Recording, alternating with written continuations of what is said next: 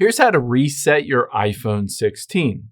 Now, let's first just head into the settings, and we need to make sure everything is backed up before we reset it. So tap on your name at the very top, and then you can see midway down is iCloud. Let's tap on iCloud.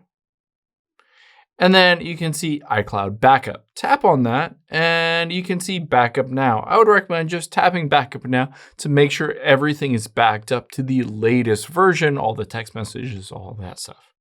Now, once this is done, let's just go back, tap back, back again. And from here, we'll scroll down and you can see General. Tap on General. And then we'll scroll to the very bottom. You'll see transfer or reset iPhone. Tap on that. And now we'll choose erase all content and settings. Tap on that.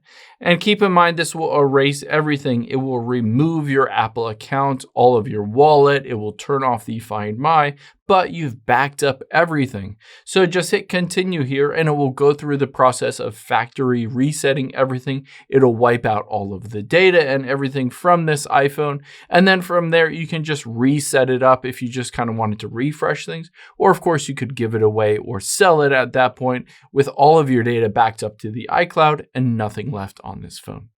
I hope this helps. If it did, hit the subscribe button down below. Really helps me out. Thanks, guys.